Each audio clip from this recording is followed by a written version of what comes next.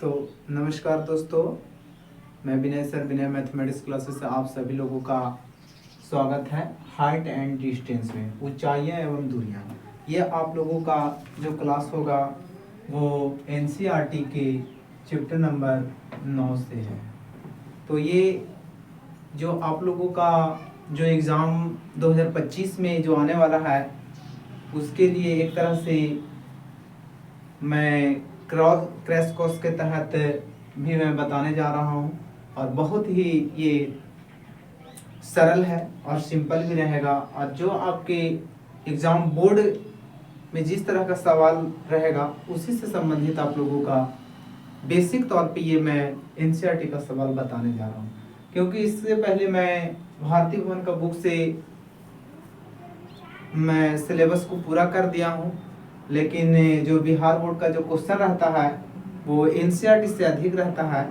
इसी कारण मैं आज आप लोगों को एनसीईआरटी बुक से ऊंचाई एवं दूरी के बारे में बताने जा रहा हूँ। इसके पहले भी ऊंचाई एवं दूरी के बारे में इंट्रोडक्शन क्लास में दे चुका हूँ, लेकिन उससे भी पहले आप लोगों को अच्छी तरह से सीखने के लिए मैं आप लोगों को कुछ बेसिक पॉइंट बता रहा हूँ। जो ऊंचाइयां एवं दूरियों को सीखने के लिए क्या क्या चाहिए वो आप लोग अच्छी तरह से समझें कि क्या चाहिए। तो ऊंचाई एवं दूरी को सीखने के लिए आपको सबसे पहले हम लोग जानते हैं कि ये त्रिकोणमिति का एक अंग होता है। तो त्रिकोणमिति के अंग जो होता है उसमें हम लोग किसी भी वस्तु का दूरी ज्ञात करते हैं, ऊंचाई की दूरी ज्ञात करते हैं, कभी कभी इसके द्वारा बनाया गया कोण को भी हम लोग ज्ञात करते हैं। तो चलिए हम लोग देखते हैं कि इससे संबंधित क्या होता है। तो देखिए हम लोग ये एक तरह से त्रिकोणमिति पढ़ रहे हैं। त्रिकोणमिति का ये अंश है।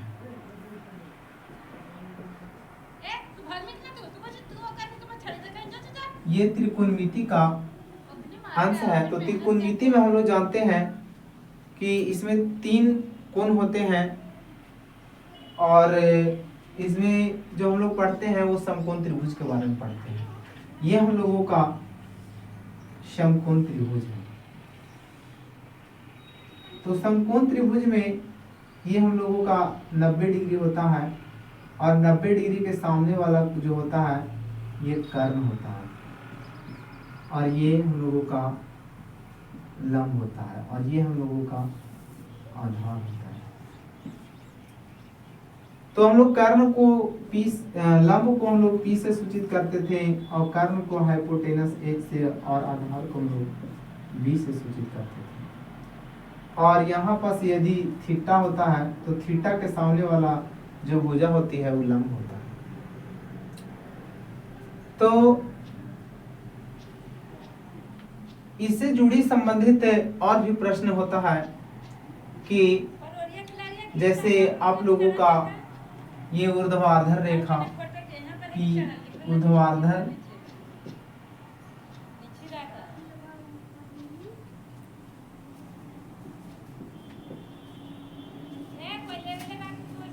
ये ऊर्ध्वाधर रेखा क्या होता है और क्षैतिज रेखा क्या होता है। क्षैतिज रेखा क्या होती है। फिर आपका उन्नयन कोण क्या होता है।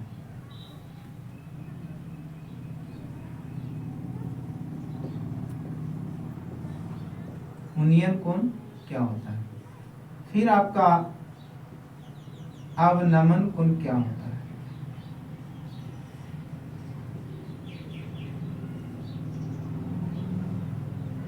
और आपका इसमें दृष्टि रेखा क्या होती है।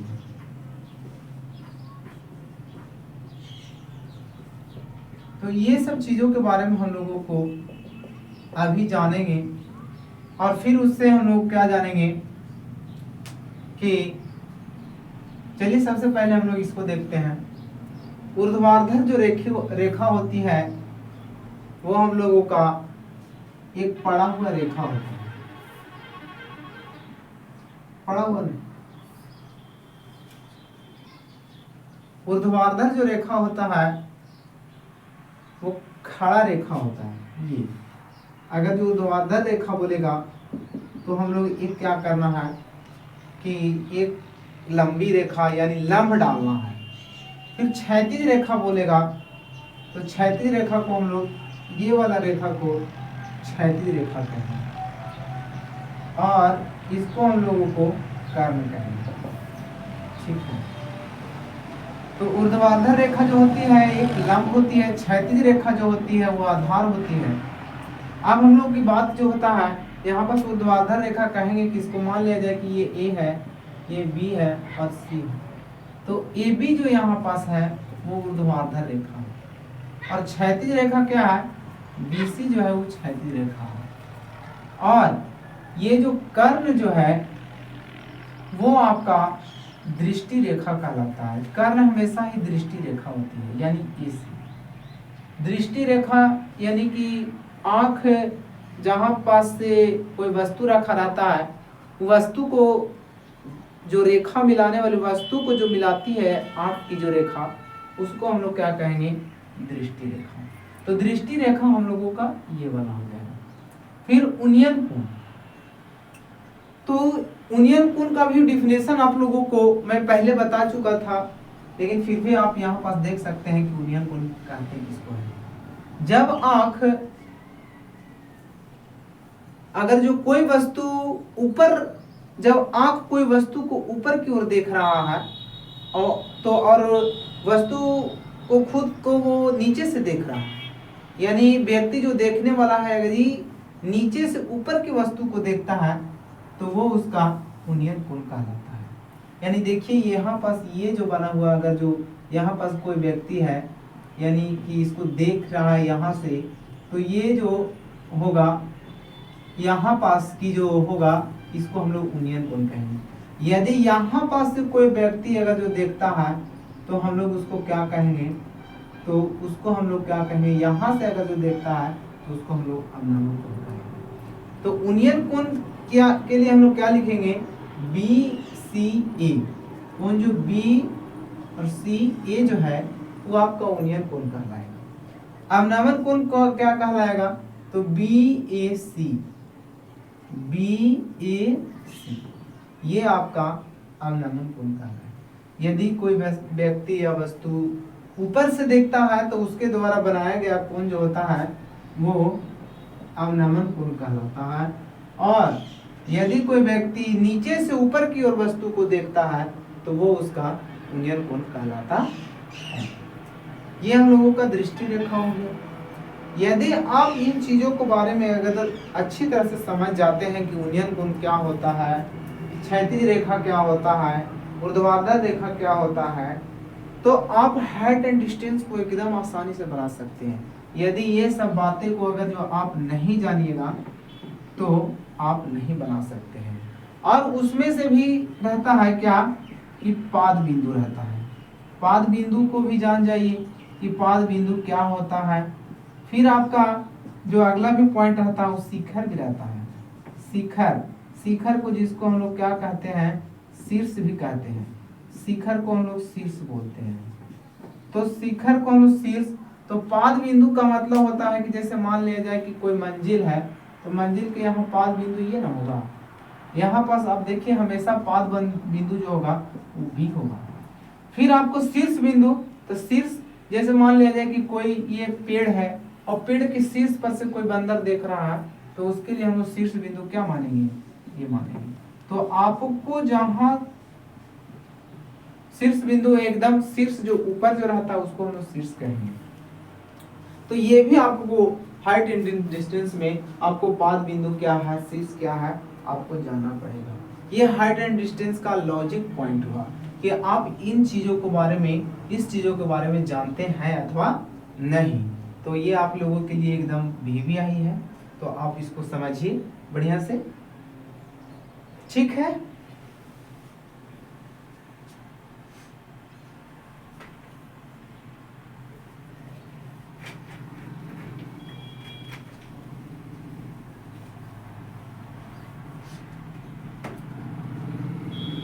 अब हम लोग दूसरा बेसिक पॉइंट में क्या पढ़ेंगे कि अभी हम लोग लंब के बारे में, कर्ण के बारे में, आधार के बारे में, पाद बिंदु, शीर्ष बिंदु क्या होता है, पाद बिंदु से कोई वस्तु की दूरी को हम लोग, ये सब के बारे में अभी हम लोग सीखेंगे।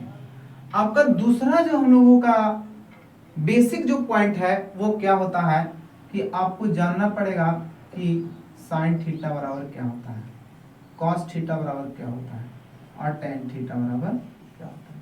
कम से कम ये अनुपातिक फार्मूला, दूसरा पॉइंट में हम लोग जो जानते हैं वो अनुपातिक फार्मूला आना चाहिए आपको। अनुपातिक सूत्र आपको आना चाहिए। तो चूंकि देखिए हम लोग अनुपातिक सूत्र में क्या होता है कि अनुपातिक सूत्र में जो साइन थीटा होता है वो साइन थीटा बराबर जो होता है P बटा H, यानी कि लंब बटा कर्ण होता है, और कॉस थीटा बराबर B बटा H होता है, यानी कि आधार बटे कर्ण होता है। फिर tan थीटा बराबर P बटा B होता है, यानी कि लंब बटे आधार होता है। तो ये अनुपातिकता फार्मूला को आपको आना चाहिए। तो देखिए साइन थीटा बराबर P बटा H, यानी कि लंब ये वाला और H AC, यानी कि AB बटा AC, और cos थीटा बराबर B बटा H, तो ये आपका B और ये H, यानी BC बटा AC, और tan थीटा बराबर P बटा B, यानी लंब बटा आधार, तो लंब बटा आधार यानी AB बटा BC। तो ये आपको अनुपातिकता फार्मूला, अनुपातिक सूत्र आपको आना चाहिए कि साइन थीटा बराबर क्या होता है, कॉस थीटा बराबर क्या होता है और tan थीटा बराबर क्या होता है। ये ऊंचाई और दूरी के लिए मैं आपको एक तरह से क्रैश कोर्स की भांति मैं आप लोगों को बता रहा हूं कि जल्द से जल्द बच्चे कैसे बिहार बोर्ड में कैसे वो कॉपी को बनाएं। यदि कोई बच्चा ना भी जान रहा है तो ये वीडियो को देख करके आप हाइट एंड डिस्टेंस में अच्छे नंबर ला सकते हैं। तो इस वीडियो को यदि बढ़िया लगे तो लाइक, शेयर और सब्सक्राइबर अवश्य दीजिएगा, क्योंकि मैं आप लोगों के लिए ही ये वीडियो बना रहा हूँ। तो ये होना चाहिए, अनुपातिक सूत्र आना चाहिए। फिर इसी का आप लोगों का मान सारणी भी याद होना चाहिए। तो आप लोगों का अब मान सारणी भी जरूरी है। तीसरा बात जो है वो आपका मान सारणी है।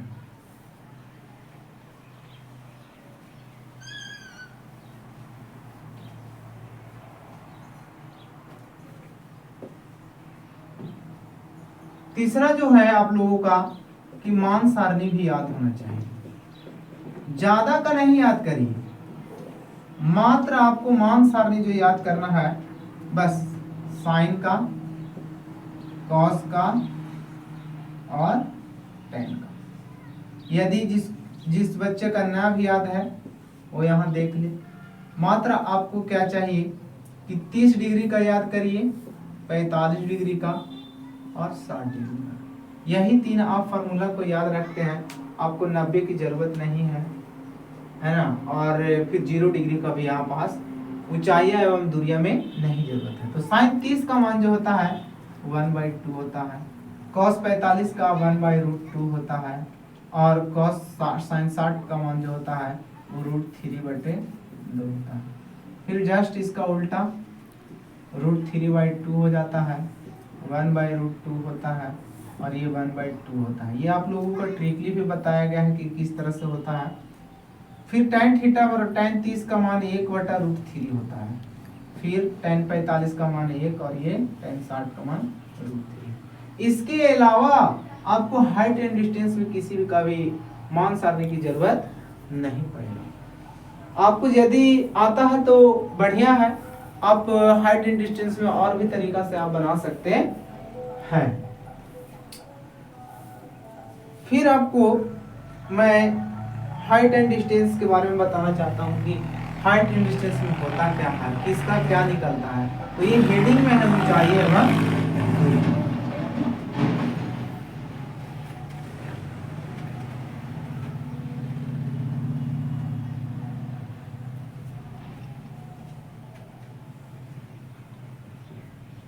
और आंसर यस।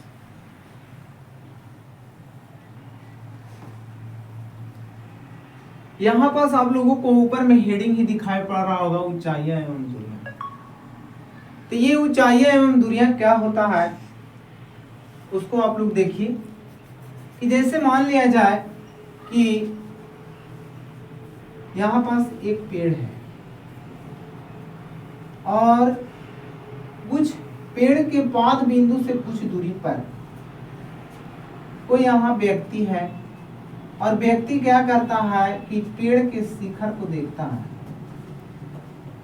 और कहता है कि पेड़ से पाद यानी पेड़ के पाद बिंदु से व्यक्ति के बीच की दूरी आपका 12 सेंटीमीटर है या 12 मीटर दे देता हूं और कहता है कि व्यक्ति द्वारा जो बनाया गया जो कोण है वो 30 डिग्री है, 30 डिग्री है। तो पेड़ की ऊंचाई ज्ञात करना है। तो देखिए हम लोगों को मान लेते हैं कि यहां देखिए ये पेड़ है और यहाँ व्यक्ति है, तो इसका आसानी दूरी तो हम लोग ज्ञात कर सकते हैं और उसके द्वारा जो एंगल जो बन रहा है वो 30 डिग्री का बन रहा है। तो कैसे हम पेड़ की ऊंचाई, आप धरती पर हैं और पेड़ पर उतना ऊंचा है, उसको हम चढ़ करके तो दूरी नहीं ज्ञात कर सकते हैं, लेकिन हाँ हम लोगों को ऊंचाइयां एवं दूरियां से हम पेड़ की ऊंचाई ज्ञात कर सकते हैं। देखिए कैसे, ये इसका इस त्रिभुज का नाम देते हैं ABC दे देते हैं। ABC जब हम लोग दे देते हैं तो ये जाहिर सी बात है कि थीटा के सामने वाली जो भुजा होती है वो लंब होती है, यानी ये जो हम लोगों का है वो पेड़ है। तो पेड़ की ऊंचाई को हम लोग क्या मान लेते हैं, x। ठीक है, तो आप यहाँ पास लिख सकते हैं माना कि पेड़ की ऊंचाई बराबर x मीटर और फिर यहाँ पास लिख सकते हैं BC आप जान रहे हैं कि पेड़ के पाद बिंदु से व्यक्ति के बीच की दूरी है 12 मीटर है और थीटा बराबर जो कोण है वो 30 डिग्री है। तो देखिए हम लोगों को, आप लोगों को ये भी मैं बता देता हूँ कि थीटा के सामने अगर जो P है और नीचे B दिया हुआ है, तो आप जानते हैं कि P और B का रिलेशन किसके साथ है, किस अनुपातिकता फॉर्मूला से है। तो अभी मैं आपको बताया था कि P और B जो आता है वो tan थीटा में आता है। तो चूंकि हम लोग जानते हैं कि tan थीटा बराबर P बट्टा B, तो tan की जगह पर tan ही रहने देंगे। P के जगह पर हम लोग क्या लिख सकते हैं, AB बट्टा BC भी लिख सकते हैं, AB बट्टा BC। तो AB कितना माने हैं हमको, हम लोग x मीटर माने हैं, BC कितना माने हैं तो 12 मीटर माने हैं। तो tan थीटा के जगह पर हम लोग क्या रखेंगे, tan 30 डिग्री रखेंगे बराबर में x बट्टा 12 मीटर। तो हम लोग देख रहे हैं क्या कि tan 30 का जो मान होता है 1/√3 होता है और यहाँ x बट्टा 12। तिरछा तिरछा हम लोग क्या करेंगे, x में √3 से गुना करेंगे तो x √3 आ जाएगा और बराबर में 12। तो x बराबर क्या हो जाएगा 12/√3। तो अब हम लोग इसका क्या करेंगे, समीकरण कर देंगे, √3 से ऊपर में भी और √3 से नीचे में भी गुना कर देंगे। तो हम लोगों को देख रहे हैं कि x जो हो गया 12√3 बट्टा में 3 हो जाएगा, क्योंकि 3 तिया कि 9 और 9 का वर्गमूल जो होता है वो 3 होता है। तो 3 चौको 12, x 4√3 मीटर आंसर। यानी कि पेड़ की ऊंचाई कितना हो गया, पेड़ की ऊंचाई, तो पेड़ की ऊंचाई जो हो जाएगा वो 4√3 3 मीटर होगी। तो इस तरह से हम लोग देखते हैं कि हम लोग बिना पेड़ पर चढ़े ही पेड़ की ऊंचाई को हम लोग ज्ञात कर लेते हैं। तो इसी तरह से और भी आप लोगों को सवाल मिलेगा, तो उससे पहले आप लोगों को जानना पड़ेगा, तो आपको कि देखिए कि क्या क्या और चाहिए आप लोगों को। आप इन चीजों को देखिएगा तो आप यदि आप घर पर कंट्रोल कर लेते हैं तो आपको हाइट एंड डिस्टेंस बनाने में कोई दिक्कत नहीं होगा। देखिए मैं बारंबार बता रहा हूं कि ये थीटा है और थीटा के सामने अगर जो ये पी है और ये एच है, यानी लंब और कर्ण, जब यदि इसमें से लंब और कर्ण की बात आएगा तो आप साइन थीटा में चलिएगा। आपका लंब दिया रहेगा, कर्ण नहीं दिया रहेगा।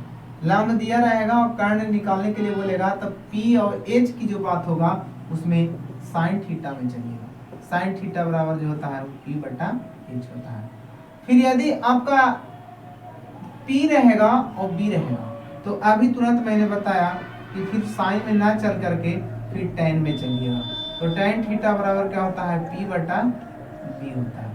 फिर मान लिया जाए कि P नहीं रहेगा, B इधर नीचे वाला दिया रहेगा और H निकालना रहेगा, तो आप किस में चलिए, देखिए B बटा H कॉस में होता है, तो कॉस में भी चल सकते हैं, कॉस को उल्टा सेक में भी आप चल सकते हैं। कॉस थीटा बराबर B बटा H।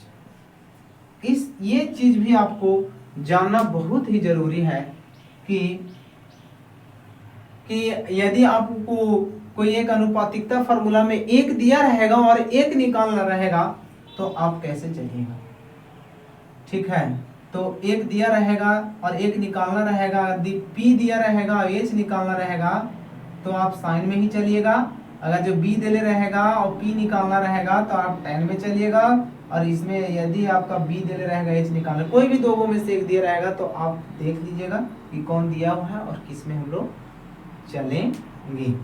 तो ये आपको बहुत ही जरूरी है कि साइन थीटा बराबर P बटा B। अभी हम लोग क्या देखें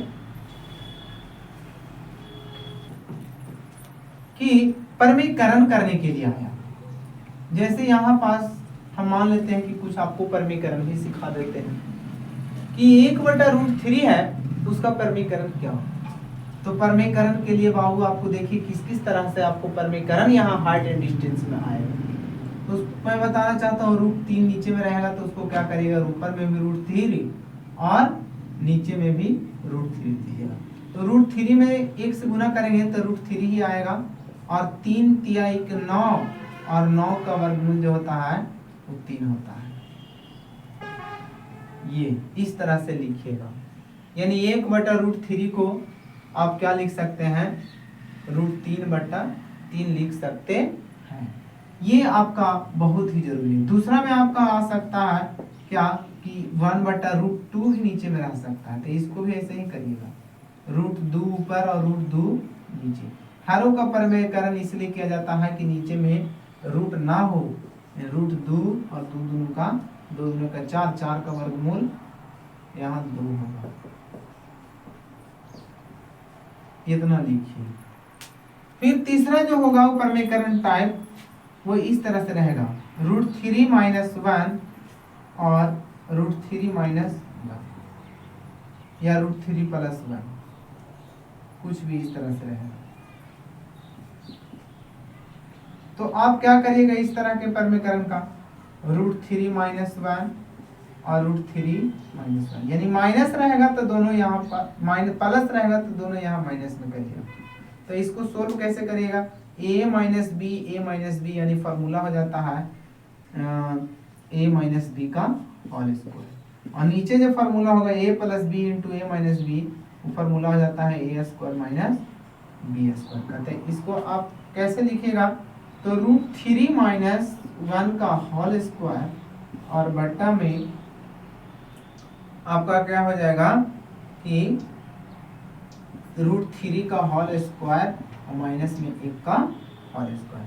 तो यहाँ √3 - 1 और बट्टे में √3 का वर्गमूल जो होता है 3 - 1 गया, तो √3 - 1 बटा में 2, ये आपका हो। लेकिन हम लोगों का जो सवाल आएगा, मैं आपको बता देता हूं कि इस तरह से तो नहीं आएगा, लेकिन हम परमीकरण के लिए बताया तो इसको फिर और भी तोड़ सकते हैं। देखिए किस तरह से सवाल आता है। मैं आपको परमीकरण के लिए बताया, लेकिन यहाँ सवाल कैसे रहता है।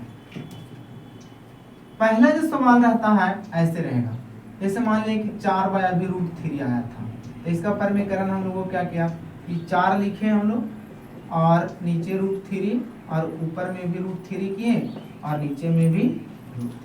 तो ये जो आएगा वो 4√3 आएगा और नीचे में जो आएगा वो 3/3 का 9 हो जाएगा। तो 4√3 और बटा में 9 का वर्गमूल जो होगा 3, यानी 4/3√3। इस तरह से √3 का मान भी आप लिख सकते हैं। √3 का जो मान होता है 1.732, यानी 4 में 1.732 भागा 3 कर सकते हैं। ये √3 का मान होता है। इस जो क्वेश्चन में आएगा तो मैं √3 का भी मान बताऊंगा और गुना करके बताऊंगा। फिर दूसरा जो सवाल आ सकता है कैसे रहता है, दूसरा तरीका में आप लोगों को मैं √2 वाला बताया था। जैसे मान लिया जाए कि 4√2 नहीं 4/√2 रहेगा, तो इसको कैसे करेगा, √2 रहेगा और नीचे में भी √2 ऊपर से गुना नीचे दोनों गुना करना पड़ेगा। तो आपका 4√2 हो जाएगा और नीचे में 2 दूना का 4, 4 से 4 काटिएगा नहीं क्योंकि रूट में है। तो 4√2 और बट्टा में 4 का वर्गमूल 2, 2 से काटिएगा तो 2 आ जाएगा, यानी 2√2 आ गया। फिर तीसरा में भी आपको मैं बताता हूँ कि तीसरा एग्जांपल मैं ऐसे दिया था, √3 + 1 √3 - 1 ऐसे दिया था। तो आपको करना क्या रहेगा, जैसे ऊपर में कुछ रहेगा ऐसे रहेगा, यानी इस तरह से रहेगा। तो हम इसको कैसे सोल्व करेंगे, 8/√3 - 1 गुने इसको क्या करेंगे, इस तक को हम लोग माइनस में तभी बताए थे √3 + 1 और ये √3 + 1। यहाँ पास 8√3 + 1 और यहाँ पास √3 का होल स्क्वायर माइनस में 1 का होल स्क्वायर, यानी 8√3 + 1 और यहाँ पास 3 का स्क्वायर से रूट काट देंगे तो 3 - 1, यानी 8√3 + में 1 और यहाँ पास 2 चौके 8, यानी ये हो गया 4√3 + में 1। इस तरह से आपका हर का परमीकरण किया जाता है। ये आपको मैं 2 तरह से परमीकरण भी बता दिया और किस तरह से हम लोग P और H का इस्तेमाल करेंगे। फिर आपको मैं बताना चाहता हूं कि किस किस तरह का फोटो आप लोगों को बनाने के लिए आएगा, उसको भी आप लोग ध्यान पूर्वक देखिए कि किस किस तरह के फोटो आप लोगों को बनाने के लिए आएगा। तो अब मैं फिगर की बात करता हूं। जो फिगर जो होता है वो जिगर की तरह काम करता है। वो जब आप हाइट एंड डिस्टेंस का फिगर बना लेते हैं तो आप लोगों का जो सवाल होगा वो आप लोगों का बन जाएगा। तो यदि आपका फिगर हाइट एंड डिस्टेंस में गलत हो गया तो आपको मैथ भी गलत हो जाएगा, एकदम पक्का गारंटी। तो पहला फोटो के बारे में मैं बताना चाहता हूं। देखिए ये आप लोगों का फोटो है, इस तरह के फोटो बनेगा। ABCD का कोई भी लेटर आप डाल सकते हैं कि इस तरह से आप लोगों को फोटो बनाने के लिए आएगा। थीटा यहाँ रहेगा, यहाँ P रहेगा, यहाँ B रहेगा और यहाँ H रहेगा। पहला फोटो। दूसरा फोटो की मैं बात करता हूँ कि ये आप लोगों का इस तरह से रहेगा, यही फोटो रहेगा लेकिन आप लोगों का थीटा चेंज रहेगा, यानी कि आपका ऊपर में यूनियन कोण बना रहेगा तो नीचे में आपको अवनमन कोण बना करके इस तरह से यूनियन कोण आपका बोल देगा। तो आप लोग यूनियन कोण में चेंज करके आप बना सकते हैं। यहाँ P भी रहेगा और यहाँ B रहेगा, यहाँ H रहेगा। फिर आपका तीसरा फोटो जो रहेगा इस तरह से भी आप फोटो बना सकते हो, उससे कोई दिक्कत नहीं है। इस तरह से भी आप राइट साइड में बनाइए एज को या लेफ्ट साइड में बनाइए, उससे कोई दिक्कत नहीं है। तीसरा फोटो की मैं बात करता हूं कि आप लोगों को देखिए इस तरह से फोटो रहेगा, ये बराबर दूरी का या समान लंबाई का दो खंबा रहेगा सड़क के दोनों ओर, और उसके द्वारा बनाया गया जो कोण होगा इस प्रकार से। तो ये त्रिभुज और ये त्रिभुज, यानी ये त्रिभुज जो आप देख रहे हैं उसमें कोई अंतर नहीं है, और इसमें यहाँ पर सड़क पर कोई खड़ा कोई वस्तु रहेगा, इसके द्वारा बनाया हुआ कोण अलग रहेगा। ये थीटा वन माने 45 या 30 दिया रहेगा। इसमें से आप जो देखिएगा, अगर जो बांस की लंबाई 8 या कुछ भी रहे तो ये इस तरह से आपका ये बराबर लंबाई का रहेगा। आप इसमें आपको बोलेगा सड़क की चौड़ाई करें ज्ञात करें, तो आप उसको पहला को x मानिएगा और फिर दूसरा को y मानिएगा। इस तरह से आप बना दीजिए, यहाँ 30 या 45 कुछ भी बोलेगा। तो हम लोग क्या देख रहे हैं, ये मत समान मानिएगा क्योंकि ये समान नहीं हो सकता है। आपका समान रहेगा ये बांस की लंबाई जो गाढ़ा रहेगा। समान ये भी होगा, कब होगा, जैसे मान लिया जाए कि कोई गली होता है, तो गली की इस छोर में सीढ़ी को चढ़ाया जाता है, सीढ़ी यानी सीढ़ी की बात जब आएगा तो आपका लंबाई ये और ये कला जो लंबाई होगा तो दोनों क्या होगा, बराबर होगा। ठीक है, तो गली की चौड़ाई यहाँ भी ऐसे इस तरह से ज्ञात करने के लिए रहता है, तो हम लोग x और y करते हैं। तो ये और ये में हम लोगों का कोई अंतर नहीं है, दोनों एक समान है। फिर आपको ये पहला टाइप का फिगर था, दूसरा टाइप का, ये तीसरा टाइप का, और ये भी सेम है। चौथा टाइप का फोटो क्या रहेगा कि आपका मंजिल रहेगा, और मान लिया जाए कि भवन है या मंजिल है और इसके ऊपर झंडा फहराया रहेगा, या मूर्ति रहेगा और मूर्ति के ऊपर पेडस्टल रहेगा। ठीक है, और यहाँ पर कुछ दूरी पर कोई वस्तु है जो एक क्या कर रहा है कि मीनार के शीर्ष को देख रहा है या भवन के शीर्ष को देख रहा है, तो कुछ थीटा बना रही है, और फिर इसके शिखर को देख रहा है, यानी मूर्ति रहेगा या पेडस्टल रहेगा या यहाँ पास लाइट लगा रहेगा, तो इसके शीर्ष को देखता है, तो उसके द्वारा जो बना कोण रहेगा वो भी दिया रहेगा आप लोगों को। तो यहाँ से ये एंगल ऐसे बनाएंगे। इस तरह से हम लोग चौथा डायग्राम में चलते हैं। यहाँ से कुछ एक का दूरी दिया रहेगा, मान लीजिए यहाँ से ही दूरी दिया रहेगा 35, तो आपको यहाँ पास मंजिल भी ज्ञात करने के लिए रहेगा और पेडस्टल के लिए। दूसरा टाइप का भी क्वेश्चन आता है कि मंजिल का दे देगा और ये दूरी ज्ञात करने के लिए रहेगा। तो इस तरह से आप बारी बारी से त्रिभुज एक बार इसमें चलेगा और एक बार बड़ा वाला में चलेगा, हम लोग बताएंगे, लेकिन अभी फिलहाल हम लोग फोटो के बारे में चल रहे हैं। इस तरह के हम लोग फिर पांचवा जो फोटो है, पांचवा टाइप का जो आपको फोटो मिलेगा वो इस तरह से मिलेगा। कोई वस्तु यहाँ पास कुछ भी मान लीजिए, मंजिल मान लीजिए, भवन मानिए, कुछ भी मानिए, और ये यहाँ पास पहले खड़ा था कुछ समय के लिए, फिर कुछ समय के लिए क्या करता है कि मंजिल की ओर जाता है। तो मंजिल की ओर जाता है तो आप इधर पास पॉइंट दीजिएगा और फिर यहाँ पास से ऊपर उसको ताकता है, तो कुछ डिग्री यहाँ पास भी बनेगा। ठीक है, तो यहाँ पास कहता है कि व्यक्ति द्वारा तय किए गए दूरी ज्ञात करें, तो आपको यहाँ से x लिखना पड़ेगा, और यहाँ से हम लोग क्या मान लेंगे, मंजिल की ऊंचाई 50 या कुछ दिया रहेगा, तो इस तरह से आपका सवाल रहेगा। फिर यहाँ से यहाँ क्या मान लीजिएगा, y मान सकते हैं आप। तो ये पांचवा फोटो है आपका। इसी तरह से इसी टाइप का जो क्वेश्चन आता है, क्या होता है कि पीछे भी हट जाता है।